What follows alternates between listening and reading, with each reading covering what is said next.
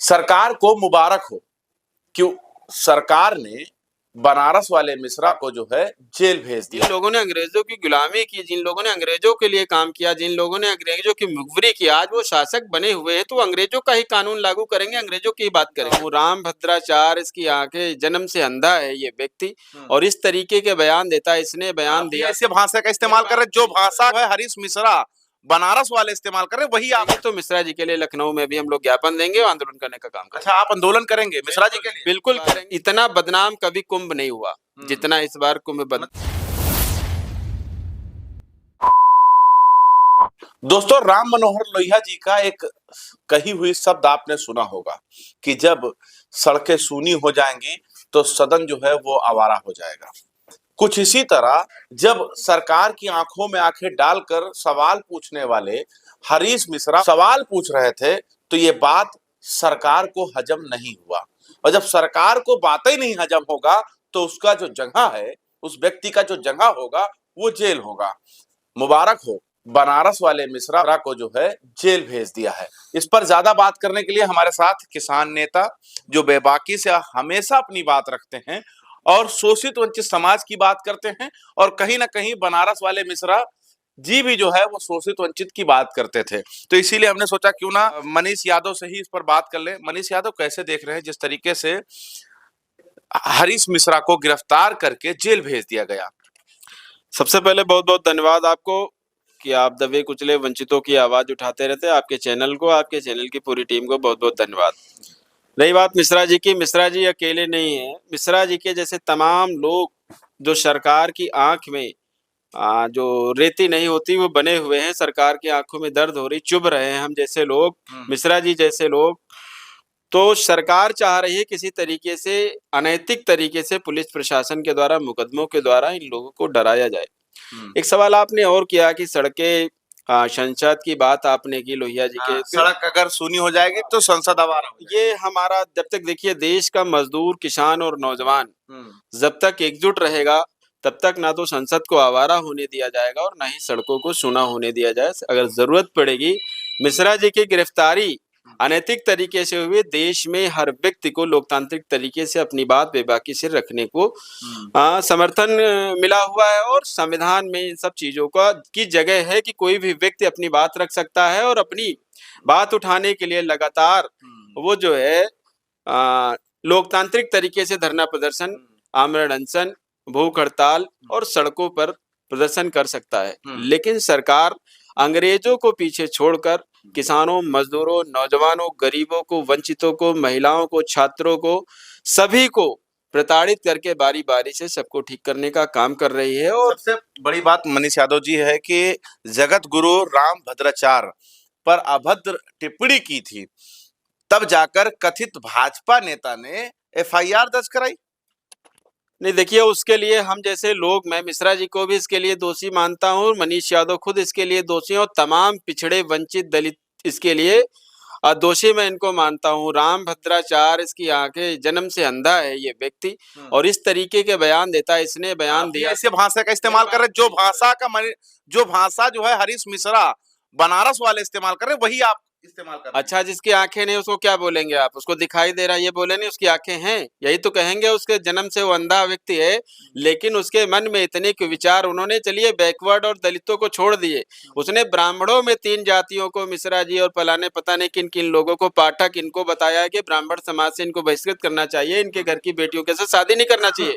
तब उन लोग नहीं निकले, इन्होंने इसी राम भद्राचार्य ने, जो आंखों से अंधा है, जन्म से अंधा है, मैं फिर ये बात कह रहा हूँ, इसने ही काशी राम जी को और मुलायम सिंह जी को इसी ने कहा था कि ये मर गए हैं और इनके साथ ऐसा ऐसा दुनिया भर की चीजें। पर मैं इसको अधर्मी ही कहूंगा, जिस तरीके की इसकी बयानबाजी है, मैं इसको अधर्मी कहूँ। उसी का चेला एक वो बागेश्वर, वो भी उनसे 3 कदम आगे चल रहा है। उसने वहां भगदड़ में जो कुंभ में लोग मोक्ष पाने की बात तो उसने बता दिया कि मोक्ष को प्राप्त हुए हैं, तो तमाम साधुओं ने भी उसका विरोध किया और तमाम सामाजिक लोगों ने भी विरोध किया। नहीं, आप अंधा बोल रहे हैं, मिश्रा जी जो है अंधराचार बोल रहे हैं, ये बना क्या रखा है कि आप सूफी संतों को इस तरीके से बोल देंगे? अच्छा, जो विकलांग होता है, इसका पैर अगर पोलियोग्रस्त, तो उसको आप क्या कहेंगे? मैं आपसे सवाल कर रहा हूँ, क्या कहेंगे? उसको विकलांग ही तो कहेंगे। अब कोई बुद्धि से विकलांग होता है, कोई हाथ पैर से विकलांग है, कोई आंखों से विकलांग है, उसको क्या कहा जाएगा? हमें तो डर इस बात का है कि एक मिश्रा जी जेल अभी अभी पहुंच गए हैं, कहीं आप भी ना चले अरे जाएं। हम तो तैयार बैठे रहते, गाड़ी में बैग तैयार है, हमको ले तो चले, हम कब पीछे रहते हैं? जो बात सही है हम तो हमेशा कहते हैं। हम कुछ डरते हैं क्या? जेल भेजना है भेजें। हम किसी पार्टी के वर्कर थोड़ी नहीं सरकार की गुलामी करेंगे या विपक्ष की बात करेंगे। अच्छा, क्या लगता है इस शोषित वंचित समाज की आवाज को दबाने के लिए मिश्रा जी को जो है जेल में भेज दिया गया? बिल्कुल, मैं इसको मानता हूँ। देखिए, लोकतांत्रिक देश में सभी को अपनी बात रखने का अधिकार हो। इसके लिए कोई भी सरकार, कोई भी पुलिस प्रशासन या कोई भी शासक वर्ग उसको जेल नहीं भेज सकता है, ये गलत बात है। और इसका हम पुरजोर संगठन भारतीय किसान मजदूर दशहरी संगठन और संगठन से जुड़े तमाम हजारों कार्यकर्ता इसका विरोध करते हैं। और जरूरत पड़ेगी तो मिश्रा जी के लिए लखनऊ में भी हम लोग ज्ञापन देंगे और आंदोलन करने का काम करेंगे। अच्छा, आप आंदोलन करेंगे मिश्रा जी के लिए? बिल्कुल करेंगे, क्योंकि वो व्यक्ति लगातार समाज की बात करता है, गरीबों की बात करता है, पिछड़ों की बात करता है, जाति धर्म सबसे हटकर वो लोगों की बात करता है, इसलिए हम उसकी बात कर रहे हैं। अच्छा, सबसे बड़ी बात है धारा 99-67 के तहत मुकदमा लिखा और नहीं, देखिए कोई धारा नहीं, हम लोग इतने लोग बैठे हैं यहाँ पर, सरकार कहती है वो अंग्रेजी कानून को लागू किए हैं। अभी मैं आपको उदाहरण दूंगा कि ये जो है 144 और फलाना धमाका ये धाराएं हैं लगी हैं, इसमें 5 लोग इकट्ठे नहीं हो सकते। विधानसभा में 500 लोग उसी जगह एक ऑफिस में इकट्ठे हैं, किसी तहसील चले जाओ 200 लोग इकट्ठे हैं, वहां धारा 44 नहीं। सिर्फ अगर 5 लोग एक जगह इकट्ठा हो जाए तो धारा 44 का उल्लंघन है। अरे लेकिन भगदड़ हो जाएगा, मौत हो जाएगा। अभी देखिए आप दिल्ली में क्या हुआ है। तो भगदड़ हो गए, मैं इसका भी जवाब देता हूँ। अभी योगी जी ने कहा था कि हम जांच कराएंगे, वहां पर कुछ लोगों ने साजिशन भगदड़ करवाई है। तो दिल्ली में तो केंद्र सरकार है, वहां पर तो अमित शाह जी हैं, गृह मंत्री है, पुलिस उनके अंडर आती है, रेल मंत्रालय उनके अंडर आता है। प्लेटफार्म पर घटना घटी है, उसका दोषी कौन होगा? क्या अमित शाह या केंद्र सरकार इसकी जिम्मेदारी लेगी? अगर यहाँ विपक्ष पर ठीकरा फोड़ रहे हैं तो वहां क्या भाजपा इसकी जिम्मेदारी लेगी? देखिए, भीड़ जब इकट्ठा होती है, भीड़ का कोई रूप नहीं होता है। और जिस तरीके से कुंभ की इस बार, इतना बदनाम कभी कुंभ नहीं हुआ जितना इस बार कुंभ मतलब बदनाम हुआ। आस्था इतना बदनाम नहीं हुआ। नहीं, बिल्कुल नहीं हुआ। आस्था को अगर राजनीति से जोड़ा जाएगा तो बदनामी निश्चित है। जिस तरीके से सरकार ने जनता का पैसा खर्च करके और भाजपा का प्रचार किया है, मैं इसके खिलाफ हूँ। मुझे तो लगता है कि बनारस वाले मिश्रा जी अब छूटेंगे नहीं, जेल में ही रह जाएंगे। नहीं, देखिए क्रांतिकारी हम तो खुद नहीं, जो भी आवाज शोषित वंचितों की जो आवाज उठाई गई थी, यहाँ देखिए लोहिया जी से लेके जनेश्वर मिश्रा जी से लेके सभी, मुलायम सिंह यादव खुद 36 महीना जेल रहे, नेहरू जी जेल रहे, सभी लोग जेल रहे। अब जो लोग, जिन लोगों ने अंग्रेजों की गुलामी की, जिन लोगों ने अंग्रेजों के लिए काम किया, जिन लोगों ने अंग्रेजों की मुखबिरी की, आज वो शासक बने हुए हैं, तो अंग्रेजों का ही कानून लागू करेंगे, अंग्रेजों की ही बात करेंगे। लोकतांत्रिक व्यवस्था पे उनको ना तब विश्वास था, ना आज भी विश्वास है। तो लगता है कि हरीश मिश्रा के लिए आप अब बिल्कुल अगर जरूरत पड़ेगी तो हम लोग न्यायालय से लेकर सड़क तक आंदोलन करेंगे, और न्यायालय में अगर कोई नहीं खड़ा होता उनके लिए तो हम उनकी जमानत भी कराएंगे, और जरूरत पड़ेगी तो विधानसभा के सामने हम आंदोलन भी करेंगे, सरकार को ज्ञापन भी देंगे मिश्रा जी के लिए। ठीक है।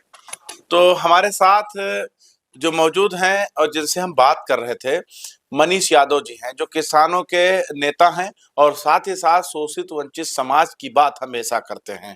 अब जब हरीश मिश्रा उर्फ बनारस वाले मिश्रा को योगी सरकार की पुलिस ने जेल में डाल दिया है, यानी आवाज को दफन कर दिया है, लेकिन यकीनन अगर आज सूरज उगा है तो चांद निकलेगा, यानी दिन है तो रात होगा। ये हमेशा की बात है, सरकार को भी इस पर याद रखना चाहिए। खैर, आप क्या सोचते हैं दोस्तों, वो जरूर बता दीजिएगा। देखते रहे आप 24 तक न्यूज़, जनता के साथ।